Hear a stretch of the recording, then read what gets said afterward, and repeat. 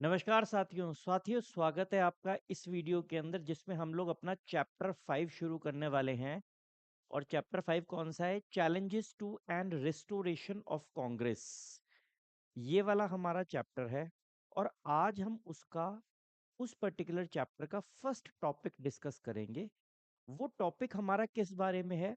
वो टॉपिक है कि नेहरू के बाद किस तरीके से भारत की राजनीति में एक ट्रांजिशन का फेज देखने को मिला। इस पर्टिकुलर सिचुएशन को ये पहले पेज की फोटो बहुत अच्छे से डिफाइन करती है। फ्रंट पेज पे ये फोटो है। इस फोटो के अंदर दो बैल दिए दिखा रखे हैं।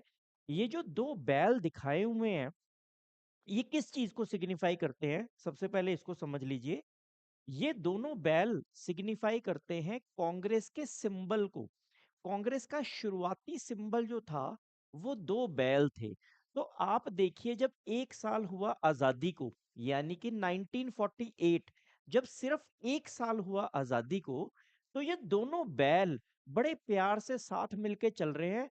और इनको चलाने वाला जो है वो भी बड़े प्यार से चल रहा है।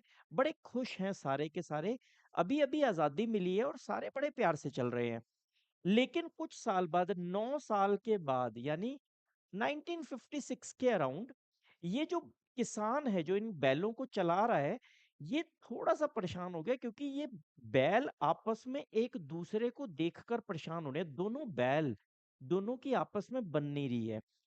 फिर उसके बाद लगभग 17 साल के बाद, और 8 साल के बाद, 17 साल के बाद, आजादी की 17 साल के बाद, ये दोनों बैल एक दूसरे से बिल्कुल अपोजिट डायरेक्शन में खड़े हो जाते हैं। और लगभग 22 साल के बाद जो किसान है वो तो मील के पत्थर के पीछे जाके छुप जाता है। और दोनों जो बैल हैं वो एक दूसरे को मारने की तरफ भाग रहे हैं। आप ये मान लीजिए कि ये आपको हम लोग बताएंगे अगले लेक्चर के अंदर। अगला जो वीडियो होगा ना, ये वाली सिचुएशन आपको वहां दिखेगी, जहां एक बैल इंदिरा गांधी की पूरी, जो इंदिरा गांधी को सपोर्ट करने वाले थे और उनका जो ग्रुप था वो है। और दूसरा सिंडिकेट का ग्रुप है। इन दोनों में कैसे झगड़ा शुरू होता है। तो इस पर्टिकुलर लेक्चर में तो हम लोग शुरुआत में कुछ यहाँ तक, या थोड़ा बहुत यहाँ तक ही पहुंच पाएंगे, उससे आगे नहीं। लेकिन अगले वीडियो के अंदर, अगले लेक्चर के अंदर हम लोग यहाँ पर भी पहुंचेंगे। तो बहुत कुछ सिग्निफाई करती है ये पर्टिकुलर पिक्चर। उसके बाद अगली पिक्चर जो है आपकी बुक में, जो फोटो बनी हुई है वो ये। और आप यहाँ देख सकते हैं कि बहुत सारे हिंदुस्तान के लोग यहाँ पर हैं और बीच में जगह खाली है, एक वॉइड है। ये वॉइड क्या है? ये वॉइड है नेहरू। नेहरू की डेथ हो गई थी 1964 में। एक साल पहले से ही नेहरू थोड़े से अनवेल थे। 1962 में जो चाइना की वॉर हुई थी, उसके बाद से नेहरू का जो स्वास्थ्य था वो थोड़ा सा गिरना शुरू हो गया था। थोड़े डिप्रेस हो गए थे। सारी जिंदगी जो इज्जत कमाई थी वो एक चाइना की लड़ाई के अंदर बड़ी बुरी तरीके से उड़ी थी। हालांकि बहुत सारे विश्लेषक ये मानते हैं नेहरू ने गलतियां बहुत करी, पर उसमें उनका कोई गुनाह साबित नहीं होता। गलतियां बहुत थी, शायद वो एनालाइज नहीं कर पाए। लेकिन अगर और किसी दृष्टिकोण से भी हम लोग देखते हैं तो हम ये भी देखते हैं, कई लोगों का ये भी मानना है कि कोई गलती भी नहीं थी। चाइना की आदत ही ऐसी थी और आप कुछ कर भी नहीं सकते थे। बहुत सारी बहुत कम ऑप्शंस इंडिया के पास अवेलेबल थी। बट जो कुछ भी था उस जमाने में, जो कुछ भी हुआ, हम उसका क्या एनालिसिस कर सकते हैं? हम लोग केवल फैक्ट्स को स्टडी करके हम लोग एक कंक्लूजन तक पहुंचने की कोशिश करते हैं। बट नेहरू के बाद बहुत कुछ बदलने वाला था भारत के अंदर। हम आज का वीडियो डेडिकेट करेंगे उसी चीज को। सबसे पहले थोड़ा सा एक कॉन्सेप्ट बिल्डिंग कर लेते हैं हम लोग। समझ लेते हैं कि ऐसी क्या सिचुएशंस आई थी। आपने देखा कि 1947 में, 1947 में भारत आजाद हुआ था। 1947 में इंडिपेंडेंस हुआ और नेहरू तभी से हमारे प्रधानमंत्री बन गए। इंडिपेंडेंस हुआ, नेहरू तभी से प्रधानमंत्री बन गए। उन्होंने लीडरशिप दिया। 1956 के अंदर उन्होंने इंडस्ट्रियलाइजेशन को बढ़ावा दिया। 1962 के अंदर चाइना के साथ वॉर हुआ और उसके बाद थोड़े से अनवेल हुए। चाइना के साथ जो हमारी डिफीट हुई उसके बाद वो थोड़े से परेशान हुए और 1964 में जाकर नेहरू की डेथ हो गई। अगर हम शॉर्ट में बात करें, 64 में नेहरू की डेथ हुई। 1965 के अंदर पाकिस्तान ने मौका देखकर पाकिस्तान ने अटैक कर दिया। Pakistan attacked India. क्यों अटैक किया उसने? क्योंकि उसने देखा कि 1962 की जो लड़ाई है उसमें चाइना से इंडिया बहुत बुरे तरीके से हार गया है। चाइना से भारत हार गया। तो और 1964 के अंदर नेहरू की डेथ हो गई। 1964 के अंदर जो हमारे प्रधानमंत्री बने वो बने शास्त्री जी। कौन बने? शास्त्री जी। शास्त्री जी की जो इमेज थी वो बड़ी शांत थी, गांधीवादी थी। शास्त्री जी के साथ, मतलब ये आपके सिलेबस का पार्ट नहीं है लेकिन फिर भी आपको समझना होगा, शास्त्री जी बड़े सिंपल व्यक्ति थे, बड़े आम आदमी की तरह थे। बड़ी छोटी सी उनकी 5 फुट की हाइट थी और बड़ा मीठा और बड़ा कम बोलते थे। बहुत, मतलब ऐसी पर्सनैलिटी थी कि ऐसा माना जाता है कि जो पहली प्रेस कॉन्फ्रेंस हुई थी प्रधानमंत्री बनने के बाद शास्त्री जी की, उसके अंदर उनका कुछ मजाक उड़ाया था जर्नलिस्ट्स ने और उसके बाद उन्होंने इस तरीके से, मतलब उन्होंने कभी वैसी प्रेस कॉन्फ्रेंस से भी वो थोड़ा सा बचते रहते थे क्योंकि उनको लगता था कि कोई उतना ज्यादा सीरियसली नहीं लेता। और उनको कई बार इंदिरा गांधी ने भी चिट्ठी पत्र लिखकर थोड़ा सा अ, मतलब डिमीन करने की कोशिश की या थोड़ा सा उनकी वैल्यू कम करने की कोशिश की। ऐसा उनके साथ कई सारे इंस्टेंसेस आए थे जहां पर शास्त्री जी को ये लगता था कि ये मुझे उतनी इज्जत नहीं दे रहे हैं जितनी ये किसी जमाने में नेहरू को दिया करते थे, या जितनी इज्जत प्रधानमंत्री नेहरू की थी, या फिर जितनी इज्जत एक प्रधानमंत्री की होनी चाहिए, एक लीडर की होनी चाहिए। कहीं ना कहीं ये एक सिचुएशन थी। ये बात पाकिस्तान को भी पता चली और पाकिस्तान ने इसको मौका देख करके, कहीं ना कहीं भारत बहुत कमजोर है 1962 के वॉर के बाद, नेहरू की डेथ के बाद, और एक वीक प्रधानमंत्री है, तो उसने 1965 में हमारे पे अटैक कर दिया। लेकिन बात क्या है, ये असली जो मर्द होता है, असली जो इंसान हो जाता है, खरा इंसान होता है, वो समय आने पर जवाब देता है। तो जो जवाब शास्त्री जी ने पाकिस्तान को 1965 की लड़ाई में युद्ध के मैदान में दिया, वो आने वाले वर्षों में इतिहास बन गया। और शास्त्री जी की क्या इज्जत हुई। शास्त्री जी एक महान नेता बन के उभरे, एक महान प्रधानमंत्री बन के उभरे। और शास्त्री जी थे 5 फुट के। और पाकिस्तान की तरफ से लड़ने वाले जो थे, अयूब खान, वो बहुत बड़े जनरल के ब्रिगेडियर, मतलब बहुत बड़े अधिकारी थे। तो दोनों के बीच में जब शास्त्री जी उनको यूं देखा करते थे, लेकिन उन्होंने ऐसे जिस आदमी को वो देख रहे थे उन्होंने उसको युद्ध में पटखनी दी थी। और चाइना और अमेरिका देखता रह गया था। चाइना और अमेरिका उस टाइम पर पूरे तरीके से पाकिस्तान का साथ दे रहा था। और ऐसे में शास्त्री जी ने पटकनी दी किसको? पाकिस्तान को। 1965 का वॉर हम लोग जीते थे। हालांकि पाकिस्तान, अगर आप चले जाएं, वहां की टेक्स्ट बुक में यह बताया जाता है कि वो युद्ध पाकिस्तान जीता था। लेकिन अगर आप ओवरऑल सिचुएशन का एनालिसिस करेंगे कि युद्ध से पहले क्या स्थिति थी और युद्ध के बाद क्या स्थिति बनी, तो आप ये पाएंगे कि भारत जो है बहुत कन्वीनियंटली, बहुत इजीली उस युद्ध को जीत चुका था। और वो युद्ध जो जीता गया था उसके अंदर शास्त्री जी की जो गट्स थी वो नजर आती थी, और इसीलिए शास्त्री जी को उसका क्रेडिट दिया जाता है। लेकिन युद्ध जैसे ही खत्म हुआ, कुछ समय के बाद दोनों देशों के बीच में जो संधि प्रस्ताव साइन होने लगा, जो पीस एग्रीमेंट साइन होने लगा, जो ताशकंद के अंदर पीस एग्रीमेंट साइन होने लगा, कब? जनवरी 1966 में। उसी रात को पीस एग्रीमेंट साइन करते ही, सीज फायर एग्रीमेंट साइन करते ही शास्त्री जी की डेथ हो गई। सीज फायर एग्रीमेंट साइन करते हुए शास्त्री जी का निधन हो जाता है। और फिर 1966 के अंदर ही फिर से एक बार वॉइड पैदा हो जाता है, फिर से एक बार वॉइड पैदा हो जाता है। प्रधानमंत्री की डेथ हो जाती है, एक और खराब सिचुएशन हमारे सामने आ जाती है। और ऐसे में सब लोग, पूरी की पूरी कांग्रेस जो है मिलकर प्रधानमंत्री बनाती है किसको? इंदिरा गांधी को प्रधानमंत्री बनाया जाता है।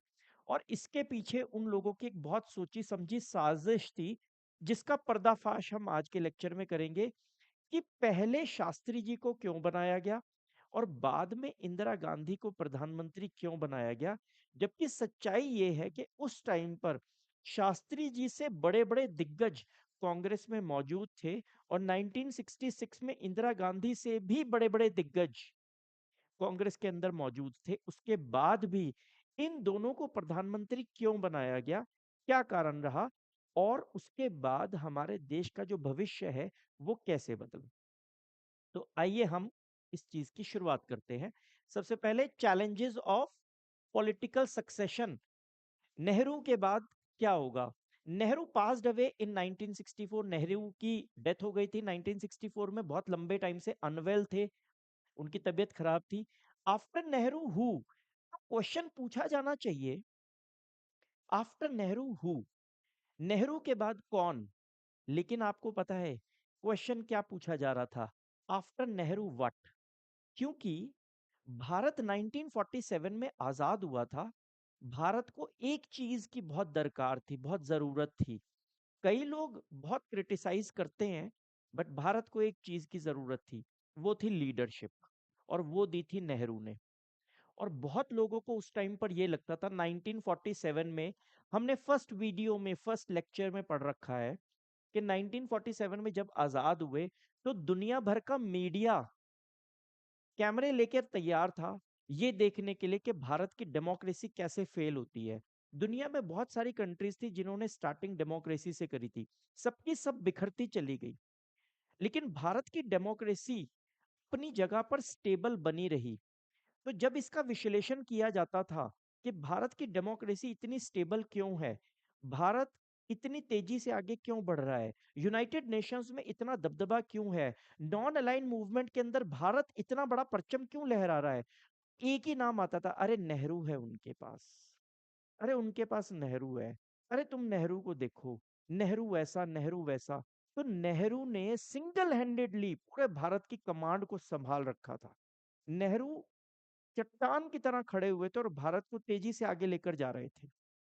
लेकिन 1964 में जब नेहरू की डेथ हो जाती है तो उनको लगा, विदेशियों को लगा, एनालिस्ट्स को लगा, पॉलिटिकल एनालिस्ट्स को लगा, देखते हुए कि भारत में अभी डेमोक्रेसी उतनी स्टेबल नहीं हुई है, तो नेहरू का सक्सेशन कोई होगा ये जरूरी नहीं है। हो सकता है भारत में डेमोक्रेसी ही ना रहे, भारत के अंदर जो आपने एक्सपेरिमेंट किया था ना यूनिवर्सल एडल्ट फ्रेंचाइज का, वो शायद खत्म हो जाए। तो डाउट्स अबाउट डेमोक्रेसी, डेमोक्रेसी के बारे में डाउट था, नेहरू के सक्सेशन के बारे में उतना डाउट नहीं था जितना डेमोक्रेसी के बारे में डाउट था, यूनिटी के बारे में डाउट था। भारत में कितनी सारी भाषाएं हैं, हमने फर्स्ट चैप्टर के अंदर डिस्कस किया है। स्पेन बोलने वाले, स्पेनिश बोलने वाले स्पेन बनाते हैं, जर्मन बोलने वाले जर्मनी बनाते हैं, तमिलनाडु बोलने वाले भारत बनाते हैं, तमिल बोलने वाले भी भारत बनाते हैं, तेलुगु बोलने वाले भी भारत बनाते हैं, हरियाणवी वाले भी भारत बनाते हैं। अगर हम यूरोप से कंपैरिजन करेंगे तो हमारी कंट्री में बहुत सारी स्टेट्स हैं, दूसरी कंट्रीज में ये कंट्रीज बन जाती। हमारी तो यूनिटी बहुत स्ट्रांग है, हम दूसरी कंट्रीज की तरह नहीं है, हमारी यूनिटी बहुत स्ट्रांग है। हमारे यहाँ लैंग्वेजेस चेंज होती हैं, स्टेट्स बनती हैं, कंट्रीज नहीं बनती हैं। नेहरू का इसमें बहुत बड़ा योगदान था। तो ये भी एक डाउट था कि कहीं यूनिटी खत्म ना हो जाए, कहीं बहुत अलग अलग कंट्रीज ना बन जाएं, जो बड़ी मुश्किल से सरदार पटेल रियासतों को मिलाकर गए हैं, कहीं वो खत्म ही ना हो जाए। तो यूनिटी के ऊपर भी बहुत बड़ा असर था। और मिलिट्री टेक ओवर, हमारे पड़ोस में यही तो चल रहा था। पाकिस्तान में मिलिट्री टेक ओवर कितना कितना सिंपल था, मतलब कितनी आसानी से कभी भी कोई भी मिलिट्री टेक ओवर हो जाता है, कितनी बार मिलिट्री टेक ओवर हुआ। आज हम 2025 में ये लेक्चर कंडक्ट कर रहे हैं, म्यांमार के अंदर भी तो यही हुआ, म्यांमार के अंदर अभी भी मिलिट्री टेक ओवर चल रहा है, मिलिट्री का रूल चल रहा है। और भी कितनी जगह पर ऐसी चीजें बहुत देखने को मिलती है जहां पर मिलिट्री जो है वो टेक ओवर कर लेती है। जब किसी कंट्री में स्टेबल डेमोक्रेसी नहीं आती तो ओनली ऑप्शन कौन सी बचती है? Military take over. तो डेमोक्रेसी, यूनिटी और मिलिट्री टेक ओवर, इनके बहुत ज्यादा चांसेस थे। हमारा 1960s तो वैसे ही डेंजरस डेकेड था। 1962 में वॉर हुई जो हम हार गए। 1965 में पाकिस्तान ने भी हम पे अटैक कर दिया। 1962 के बाद 64, 65, 66, 3 सालों के अंदर 3 इयर्स लगातार मॉनसून फेलियर रहा। लगातार मॉनसून फेलियर रहा। बुरी हालत हो गई, खाने के लिए अनाज भी नहीं था हमारे पास। हम लोग एड लिया करते थे, यूएस से एड लेते थे, हम अमेरिका से हम लोग एड लिया करते थे, अनाज लेते थे हम लोग, अपने रुपए देकर उनसे अनाज लिया करते थे। उससे हमारे देश के लोगों का पेट भर रहा था। और इसमें भी अभी भी भगवान को इतने में सब्र नहीं आया, तो हमारे दो प्रधानमंत्री, 64 में नेहरू और 66 में शास्त्री जी, उनकी डेथ हो गई। और 66 में जो नए प्रधानमंत्री बनी इंदिरा गांधी, वो भी कंप्लीटली इनएक्सपीरियंस्ड थी। उनको राजनीति का, देश चलाने का कोई भी अनुभव ही नहीं था। तो ऐसी सिचुएशन भारत के सामने थी। इसलिए हम लोग कह सकते हैं कि जो कुछ 1960s के टाइम में हुआ, वो तो वैसा डेकेड तो दोबारा फिर कभी आया नहीं, और भगवान ना करे कभी आए। सबसे खराब 5 ईयर प्लान हमारा कौन सा रहा है? कोई पूछे आपसे तो वो रहा है third 5 year plan. Third 5 year plan हमारा सबसे खराब रहा है, जिसके अंदर हमारा ग्रोथ रेट बहुत ही कम था, बहुत ही कम, सबसे कम। और इसीलिए हमने थर्ड 5 ईयर प्लान के बाद 3 साल का एनुअल प्लान्स बनाए। और हमने ये शुरुआती लेक्चर्स में हमने डिस्कस किया है, जब कल का पता ना हो तो 5 साल का प्लान बनाकर क्या करेंगे। तो इस तरह की सिचुएशंस थी। Problems of poverty, inequality, communal and regional divisions could lead to failure of democracy। देखो, जब आजाद हुए थे तब भी ये समस्याएं थी, पॉवर्टी थी, इनइक्वालिटी थी, बहुत सारी प्रॉब्लम्स थी, रीजनल इम्बैलेंसेस थे। लेकिन उस टाइम तो नए नए आजाद हुए थे, एक उम्मीद थी। लेकिन अब तो बहुत साल बीत चुके हैं, 15-20 साल हो चुके हैं, अभी भी ये प्रॉब्लम सॉर्ट आउट नहीं हो पाई हैं। अभी भी बड़े लेवल पर गरीबी है, इनइक्वालिटीज है। तो लोगों का जो धैर्य था वो धीरे धीरे कम होता चला जा रहा था। और उसके बाद 1960s का जो दौर था, उसके अंदर उनकी परेशानियां कई गुना बढ़ चुकी थी। तो लोग जो हैं वो भी फ्रस्ट्रेट हो रहे थे। लोगों की फ्रस्ट्रेशन डेमोक्रेसी के लिए सबसे बड़ा खतरा है। लोग झंडा लेकर निकल जाते हैं। आपने देखा होगा बांग्लादेश के अंदर रिसेंटली क्या हुआ, शेख हसीना की सरकार को लोगों ने उखाड़ फेंका। नेपाल के अंदर वही चीज हुई। पाकिस्तान के अंदर कई बार ऐसा प्रदर्शन देखने को मिला है। श्रीलंका के अंदर ऐसा प्रदर्शन देखने को मिला है। चाइना के अंदर भी प्रदर्शन देखने को मिले हैं। लेकिन चाइना खुलकर गोलियां चला देता है और बात को बाहर नहीं आने देता। दुनिया में बहुत सारे देशों के अंदर लोगों ने सत्ता को अपने हाथ में लिया है। डेमोक्रेसी अगर उनकी रिजल्ट नहीं प्रोवाइड कर रही है, तो लोगों ने डेमोक्रेसी तक को खत्म कर दिया है। ऐसी बहुत सारी एग्जाम्पल्स दुनिया में देखने को मिलती हैं। तो भारत की डेमोक्रेसी के ऊपर भी एक खतरा मंडरा सकता था, क्योंकि हम लोगों ने इकोनॉमिक प्रॉब्लम्स का अभी तक कोई स्टेबल सॉल्यूशन नहीं निकाला था। तो कांग्रेस लीडरशिप प्रपोज्ड, शास्त्री जी, जब नेहरू की डेथ के बाद जो कांग्रेस की लीडरशिप थी, जिसमें सबसे बड़ा नाम आता है के कामराज का। ये नाम याद कर लीजिए। ये नाम है शुरुआती दौर में कांग्रेस के सबसे बड़े लीडर, कांग्रेस के सबसे बड़े अध्यक्ष का। तमिलनाडु से आया करते थे। कई बार कहते थे कि ये तो जब मर्जी चाहे तब प्रधानमंत्री बन सकते थे। मिस्टर के कामराज जब चाहें प्रधानमंत्री बन सकते थे। नेहरू के बाद कभी भी चाहते तो बन सकते थे, क्यों नहीं बने? कुछ लोगों से सुना है मैंने, भाषा की प्रॉब्लम थी। इनको शायद हिंदी थोड़ी कम आती थी। लेकिन जिसके ऊपर ये हाथ रख दे प्रधानमंत्री, उसी को बनना होता था। इन्होंने पहले हाथ रखा शास्त्री जी पर, और बाद में हाथ रखा इन्होंने इंदिरा गांधी पर। तो के कामराज एक बहुत इंपॉर्टेंट व्यक्ति थे उस टाइम पर कांग्रेस के। तो नेहरू से लेकर शास्त्री का ये दौर शुरू हुआ।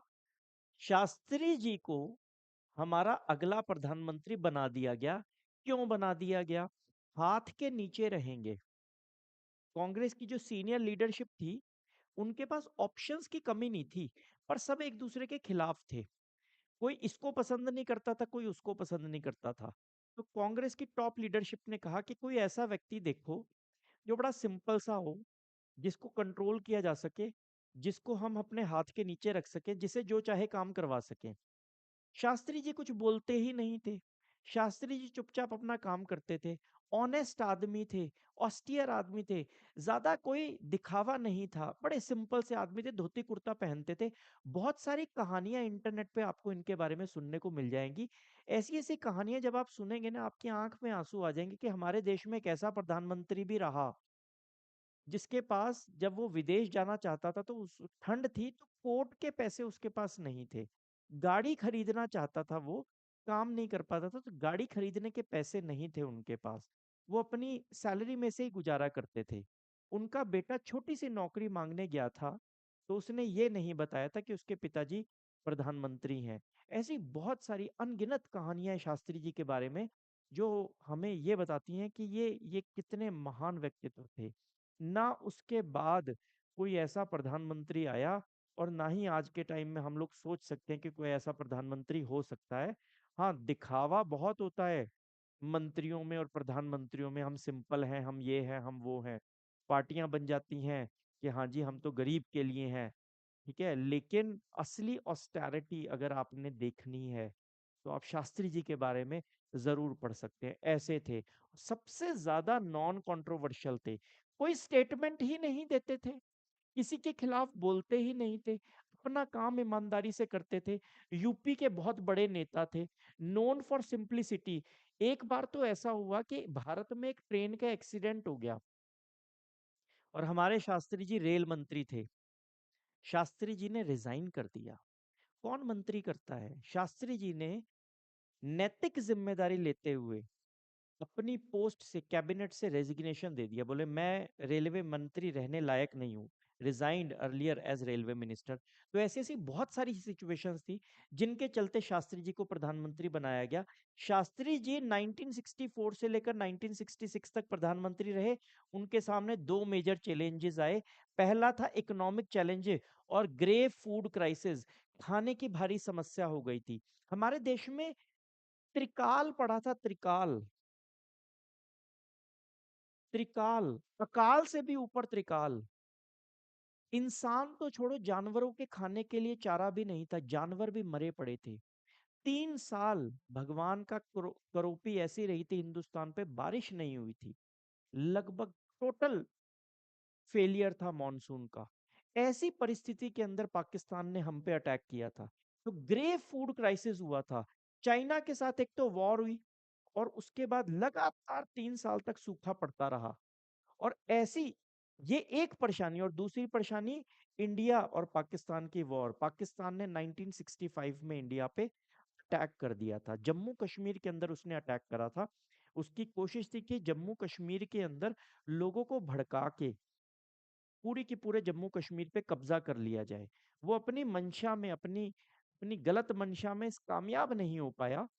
उसका बहुत सारा श्रेय जो है वो शास्त्री जी को जानता है, शास्त्री जी को जाता है। तो देखो, दो फ्रंट पे लड़ाई लड़ी शास्त्री जी ने। फूड क्राइसिस हुआ, ग्रेव फूड क्राइसिस। तो उन्होंने किसान को कहा कि भाई किसान, तू अपने खेतों में अनाज उगा ताकि हमारे देश की जनता जो है वो सुख, मतलब खाना खाकर जी सके, मतलब रह सके। तो इसीलिए नारे के अंदर आता है जय किसान। और दूसरी तरफ बॉर्डर में जाने वाले जवान को कहा कि भाई तू भी मन लगाकर लड़ाई कर, युद्ध लड़, और हमारे देश को के ऊपर ये जो संकट है इससे निवारण दिला। और इसीलिए बना जय जवान। तो हमारा नारा बना जय जवान जय किसान। क्यों? ये नारा किसने दिया था? याद रखिएगा, एग्जाम पॉइंट ऑफ व्यू से ये नारा दिया था शास्त्री जी ने। क्यों दिया था? क्योंकि शास्त्री जी 2 साल के लिए रहे और 2 साल में दो समस्याएं झेली उन्होंने। एक तो लड़ाई की, इंडिया पाकिस्तान लड़ाई की, और दूसरी थी इकोनॉमिक चैलेंज, फूड क्राइसिस की। तो इन दोनों समस्याओं से डील करने के लिए उन्होंने दो लोगों को पुकारा, एक जवान को पुकारा और एक किसान को पुकारा। हमारे जो करंट प्रधानमंत्री हैं मोदी जी, उन्होंने इस नारे में एक एडिशन भी किया था, जय जवान जय किसान जय विज्ञान। तो ये भी आप याद रखिएगा। तो शास्त्री जी का जो एरा है उसके बारे में डिस्कस करते हैं। पाकिस्तान ने कौन सा ऑपरेशन चलाया? ऑपरेशन गिब्राल्टर, जिब्राल्टर चलाया उसने जम्मू कश्मीर के अंदर। उन्होंने पता है क्या किया? पाकिस्तान को कहीं से एक भ्रम हो गया, जनरल अयूब खान को एक भ्रम हो गया। उनको लगा कि अगर हम जम्मू कश्मीर में जाएंगे और लोगों को भड़काएंगे, और उसके बाद लोगों को जब भड़काएंगे तो लोग जो हैं वो भारत के खिलाफ आक्रमण करेंगे, लोग भारत के खिलाफ खड़े हो जाएंगे, तब हम भारत पे आक्रमण करके इस हिस्से को एक्वायर कर लेंगे। लगभग कुछ इसी तरीके की स्ट्रैटेजी जो है ये 1971 के अंदर बांग्लादेश वॉर के अंदर हुई थी, जहां पर इंडियन फोर्सेस ने डायरेक्टली इंटरफेयर नहीं किया था, उन्होंने लोगों को सपोर्ट किया था, और लोग जो है अपनी सेना के खिलाफ खड़े हो गए थे, और तब भारत की सेना ने कार्रवाई की थी। लगभग कुछ ऐसा ही प्लान पाकिस्तान ने ऑपरेशन गिब्राल्टर के तहत बनाया था, लेकिन पाकिस्तान ये कभी समझ ही नहीं पाया कि लोग, चाहे हिंदुस्तान के लोग कितने भी परेशान हो, चाहे हिंदुस्तान का मुसलमान हिंदुस्तान की सिस्टम से, यहाँ के करप्शन से, यहाँ के पॉलिटिकल लोगों से कितना भी परेशान हो, लेकिन वो कभी भी पाकिस्तान को फेवर नहीं करेगा, या ये कहें कि वो भारत से अलग होने की बात भी नहीं करेगा। पाकिस्तान को इस चीज का कोई भी आइडिया नहीं था। तो पाकिस्तान ने जो है ऑपरेशन गिब्राल्टर चलाया, लेकिन शास्त्री जी ने नया फ्रंट खोल दिया। शास्त्री जी ने कहा, कहाँ से आए हैं? जम्मू कश्मीर से, पंजाब वाला फ्रंट खोल दो, और शास्त्री जी ने पंजाब वाले फ्रंट से अटैक कर दिया। लाहौर तक पहुंच गई भारत की सेना। इमेजिन नहीं किया था यूएस से, चाइना और पाकिस्तान ने कि कभी ऐसा भी हो सकता है। ये वीक सा दिखने वाला प्रधानमंत्री कभी पाकिस्तान के अंदर भी एंटर कर सकता है, इस बात की उन्होंने कभी परिकल्पना कल्पना की ही नहीं थी। वो कभी सोच ही नहीं सकते थे, और शास्त्री जी बिल्कुल लाहौर तक पहुंच गए, और फिर कहा अयूब खान को, हाँ भाई अब क्या करना है?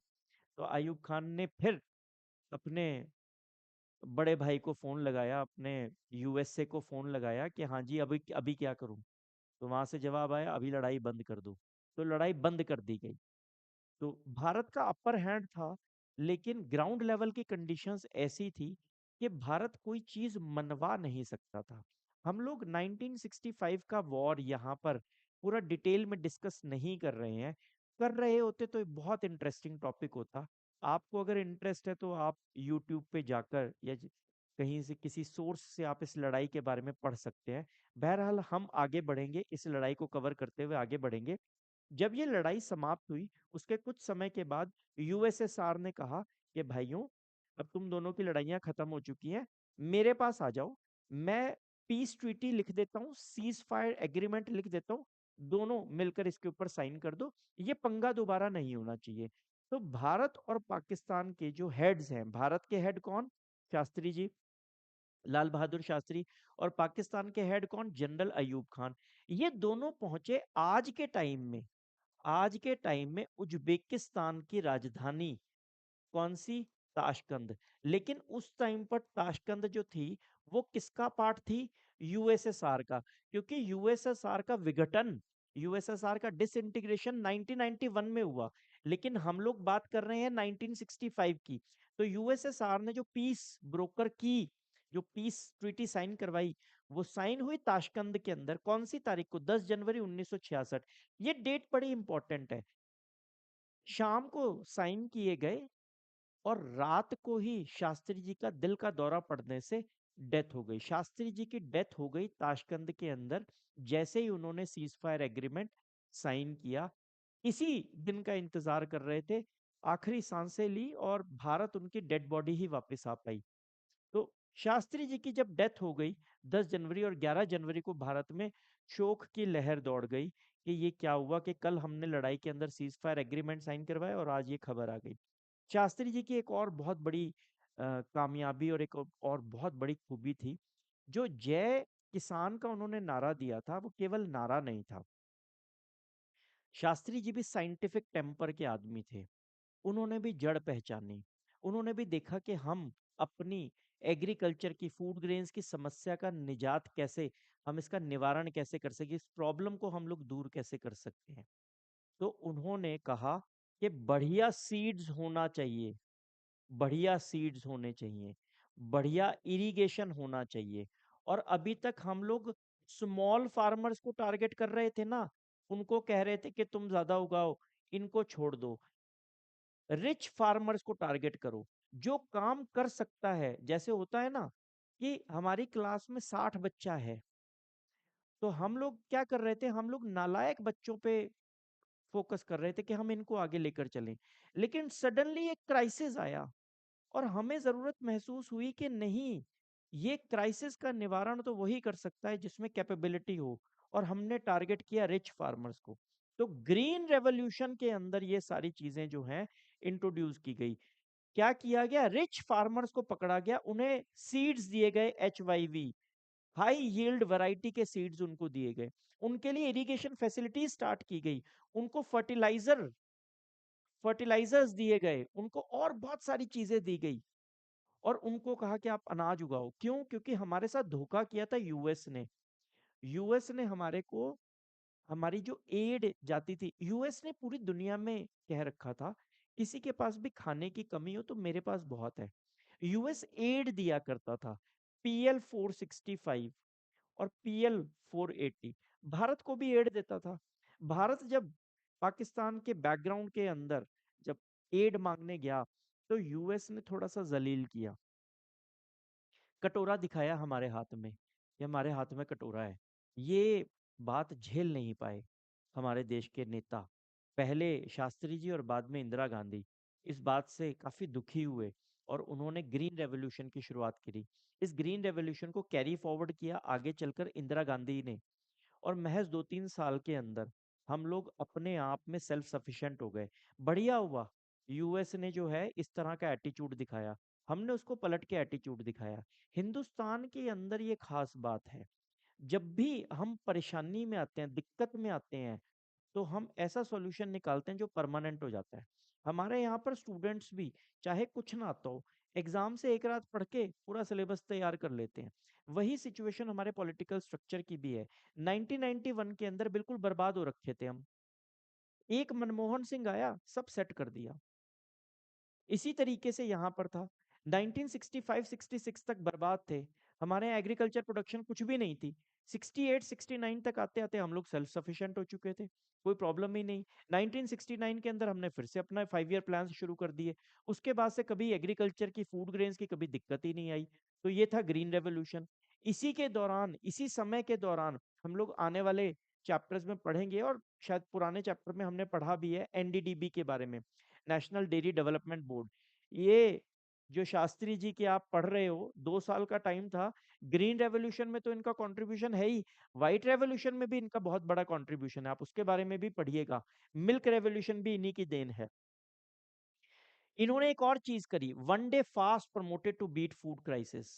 एक दिन शास्त्री जी घर आए और उन्होंने अपनी वाइफ से कहा कि आज खाना मत बनाना। वाइफ ने पूछा क्यों?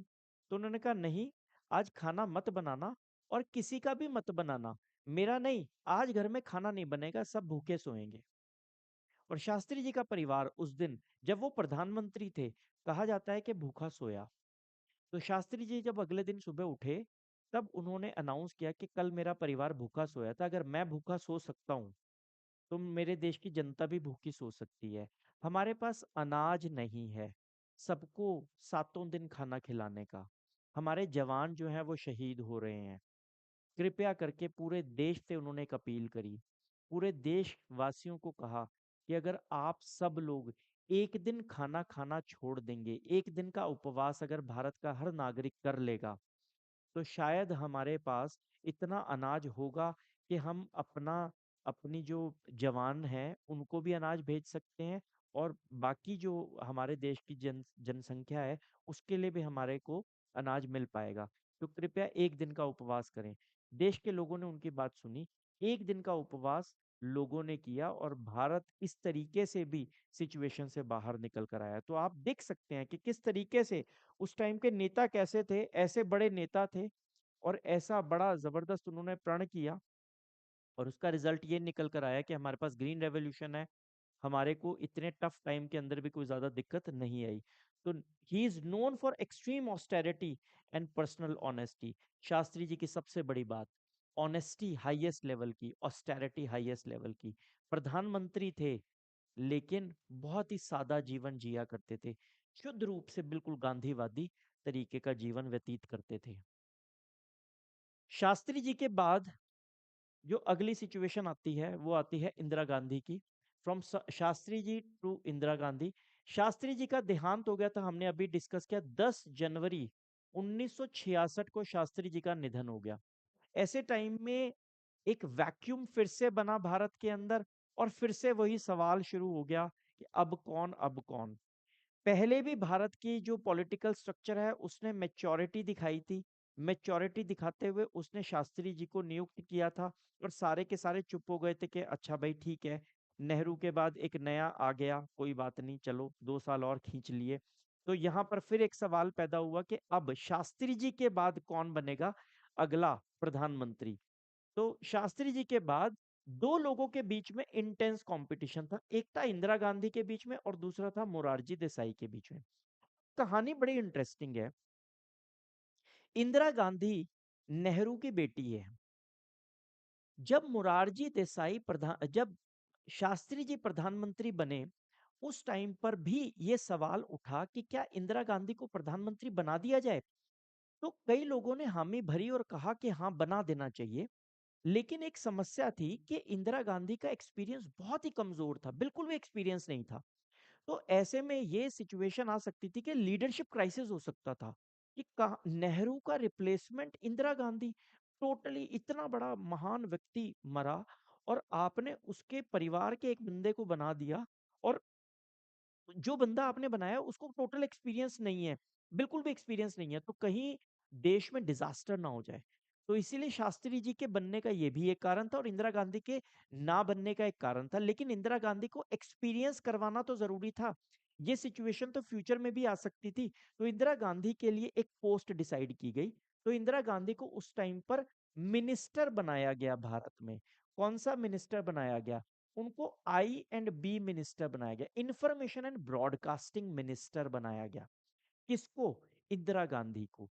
तो इंदिरा गांधी भी इंफॉर्मेशन एंड ब्रॉडकास्टिंग मिनिस्टर थे, जिसकी वजह से थोड़ा बहुत एक्सपीरियंस उनको एडमिनिस्ट्रेशन का और पॉलिटिकल स्ट्रक्चर का हो चुका था, क्योंकि वो कैबिनेट में रहती थी। और ये भी कहा जाता है कि नेहरू अपनी बेटी को हर जगह अपने साथ रखते थे। तो जिस वजह से क्या हुआ कि इंदिरा गांधी का जो पॉलिटिकल एक्यूमेंट था वो बचपन से डेवलप हो चुका था। दूसरी तरफ है मोरारजी देसाई। इनका जो कैरेक्टर रहा है भारत की आजादी के बाद पॉलिटिक्स के अंदर, थोड़ा सा एग्रेशन का रहा है, एग्रेसिव रहे हैं, और इंदिरा गांधी के तो पर्सनल खिलाफ रहे हैं। जहां जहां इंदिरा गांधी का नाम आएगा, वहां वहां आपको मोरारजी देसाई का नाम जरूर सुनाई देगा। मोरारजी देसाई पहले दिन से इंदिरा गांधी के टोटल खिलाफ थे। सबसे पहली चीज तो यही कि मोरारजी देसाई खुद प्रधानमंत्री बनना चाहते थे, और ये मानते थे कि उनसे ऊपर कोई भी नहीं है कांग्रेस के अंदर जो प्रधानमंत्री की कुर्सी पर जा सके। लेकिन इंदिरा गांधी जो है उनको चैलेंज दे रही थी, तो मुरारजी देसाई इसीलिए उससे नाखुश थे। मुरारजी देसाई पर्सनल लेवल पर इंदिरा गांधी को बुलाया करते थे गूंगी गुड़िया। गूंगी गुड़िया बुलाकर संबोधित कहा करते थे कि ये क्या करेगी, इसको क्या पता है, इसको क्या आता जाता है, कुछ भी नहीं है ये, ठीक है, हमारे सामने क्या बोलेगी। मुरारजी देसाई को बहुत तगड़ा एक्सपीरियंस था। कैसा एक्सपीरियंस था? पहले वो बॉम्बे के सीएम भी रह चुके थे। बॉम्बे मतलब किसी जमाने में महाराष्ट्र प्लस गुजरात। आपने पढ़ा कि बॉम्बे को डिवाइड किया गया गुजरात और महाराष्ट्र में। तो मुरारजी देसाई उसी बॉम्बे के सीएम रह चुके थे, और यूनियन मिनिस्टर भी थे। नेहरू की बेटी थी इंदिरा गांधी की, क्या क्वालिफिकेशन थी? सबसे बड़ी क्वालिफिकेशन तो यही थी कि वो नेहरू की बेटी थी, पहले कांग्रेस की प्रेसिडेंट भी रह चुकी थी, और आईबी मिनिस्टर भी रह चुकी थी। अब दोनों के दोनों पार्टी लीडर्स जो हैं वो आपस में आमने सामने आ गए। वो बैल याद है आपको? कांग्रेस के बैल यहाँ से एक दूसरे के आमने सामने आने शुरू हो चुके हैं, ठीक है ना। 1966 का टाइम है, 47 के बाद 19 साल हो चुके हैं। तो दो बैल एक दूसरे की अपोजिट डायरेक्शन में, अभी लड़ना शुरू नहीं किया दोनों बैलों ने। जो फर्स्ट उसमें फोटो देखी थी, अभी लड़ना शुरू नहीं किया, अभी तो केवल मुंह इधर उधर करा है, ऐसा करा है उन्होंने। तो वो दो मुंह किस तरफ है, किस किस के हैं? इंदिरा गांधी के और मोरारजी देसाई के। दोनों एक दूसरे की तरफ देख नहीं रहे हैं, एक दूसरे से दूसरी तरफ देख रहे हैं, और दोनों ने अपना बैकिंग शुरू कर ली है। तो सीनियर पार्टी लीडर्स जो हैं उन्होंने, ज्यादातर लोगों ने इंदिरा गांधी को बैक करा। बहुत सारे कारण थे। नेहरू की लीगेसी एक बहुत बड़ा कारण था। नेहरू की लीगेसी अभी तक भी खत्म नहीं हुई थी, कहीं ना कहीं उस चीज को वो भुनाना चाहते थे। लेकिन तब भी बात नहीं बनी, तब भी झगड़ा था, मोरारजी देसाई तब भी पीछे नहीं हट रहे थे। जब ऐसी सिचुएशन आ जाती है तो फिर क्या होता है? फिर होता है सीक्रेट बैलेट। जितने भी एमपीज थे, कांग्रेस के जितने भी एमपीज थे और सीनियर लीडर्स थे, उन सबको बुलाया गया, सबसे सीक्रेट बैलेट करवाया गया कि चुपके से आप लिख कर दो कि कौन आपको चाहिए। तो 2/3 से भी ज्यादा लोग, 2/3 से भी ज्यादा लोगों ने किसको वोट किया? इंदिरा गांधी को वोट किया। और मोरारजी देसाई जो है वो इस लड़ाई में हार गए, इंदिरा गांधी जीत गई। और फिर से एक बार जो ट्रांजिशन हुआ, नेहरू के बाद शास्त्री और शास्त्री के बाद इंदिरा, मोरारजी देसाई बैकआउट कर गए, उनको बैकआउट करना पड़ा। हालांकि पंगे उन्होंने बहुत डाले, उसके बाद भी मना कर दिया, उनको कहा डेप्यूटी प्राइम मिनिस्टर बनो, इसके जूनियर थोड़ी बनूंगा मैं, इसके नीचे रह के थोड़ी काम करूंगा। बाद में बने भी डेप्यूटी प्राइम मिनिस्टर। तो इंदिरा गांधी की वहां पर जीत हुई और इंदिरा गांधी जो है 1966 के अंदर भारत की प्रधानमंत्री बनी। लेकिन आपको पता है ये सिचुएशन इतनी आसान नहीं है, अभी हम लोग पढ़ेंगे कि और इसके अंदर राजनीति क्या छुपी हुई थी, इसके अंदर एक बहुत बड़ी साजिश भी छुपी हुई थी, एक गहन साजिश भी छुपी हुई थी। वो क्या थी? और ये साइन था पॉलिटिकल एंड डेमोक्रेटिक मेच्योरिटी का। हमारे को फिर से एक बार देखने को मिला कि किस तरीके से हमारे देश में स्मूथ ट्रांजिशन हुआ पावर का। मैंने पहले भी बताया था कि बहुत सारे दुनिया में आज भी ऐसे देश हैं जहां जब सत्ता का परिवर्तन होता है तो गोलियां चलती हैं, तलवारें चलती हैं, खून बहता है, लोग मरते हैं, छोड़ छोड़ कर अपना देश भागते हैं। भारत में ऐसा नहीं होता। भारत में चुनाव होता है और चुनाव के बाद बड़े प्यार से एक राजा हट जाता है और दूसरा कुर्सी पर आकर बैठ जाता है। ऐसा फिर से एक बार देखने को मिला। अब फिर जो दुनिया भर का मीडिया था वो फिर से हैरान था कि बोला नहीं, पॉलिटिकल मेच्योरिटी आ गई है हिंदुस्तान में, सत्ताएं बदलती रहेंगी, सत्ता बदलती रहेगी, लेकिन डेमोक्रेसी यहाँ एस्टैब्लिश्ड रहेगी। तो ये देखिए, ये कार्टून बड़ा इंटरेस्टिंग है। आर के लक्ष्मण इस तरह के कार्टून बनाया करते थे, बड़े इंटरेस्टिंग कैरेक्टर थे आर के लक्ष्मण, खुद भी बहुत अच्छे कार्टून पॉलिटिकल व्यंग कसा करते थे। मोरारजी देसाई भाग रहे हैं, लेकिन इंदिरा गांधी के हाथ में कप आ चुका है और सब कांग्रेस के बड़े बड़े दिग्गज नेता जितने भी हैं वो सब इंदिरा गांधी को जो है ट्रॉफी दे चुके हैं कि मैडम आप वन पे हो, कोई चिंता वाली बात नहीं, आप ही हमारे देश की प्रधानमंत्री हो, आप ही हमारी लीडर हैं। लेकिन मोरारजी देसाई सुनने को तैयार ही नहीं है, भाग रहे हैं अब भी। ऐसा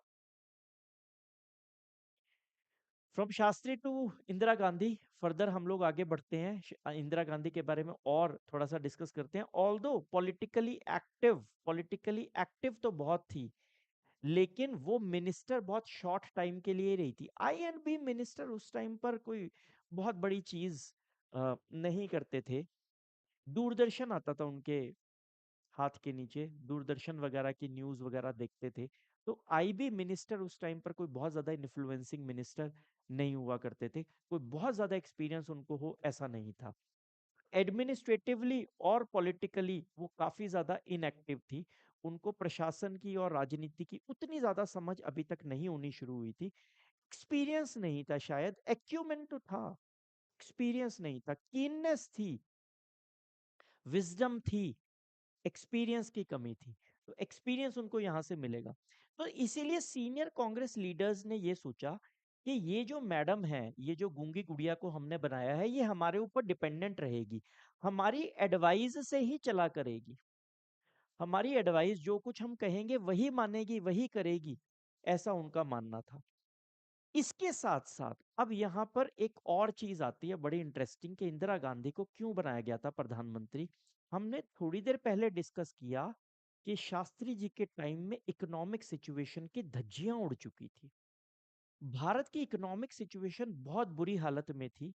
poverty, inequality, regional disparities, communal tension अपने चरम पर थी, लोग परेशान हो चुके थे। आगे आने वाले चैप्टर्स में आप ये भी पढ़ोगे, लोग इतना परेशान थे कि 1967 में पहली बार नक्सलबाड़ी, नक्सलिज्म का भी शुरुआत हुआ था उसी टाइम पर। यानी इकोनॉमिक सिचुएशन हिंदुस्तान की बहुत एक्सप्लोसिव हो रखी थी।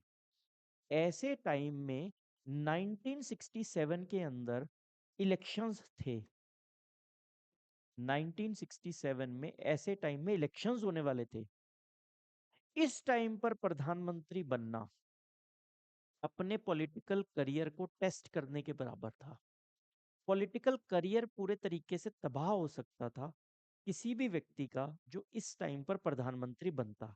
बड़ी बड़ी खराब स्थिति से गुजर रहा था भारत, इकोनॉमिक सिचुएशन बहुत ज्यादा खराब थी, और ऐसे में अगले साल चुनाव खड़े हुए हैं।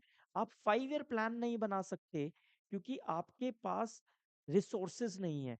तो ऐसी सिचुएशन में इंदिरा गांधी को प्रधानमंत्री बनाना लीडर्स के द्वारा, खुद नहीं बने, इंदिरा गांधी को बनाया।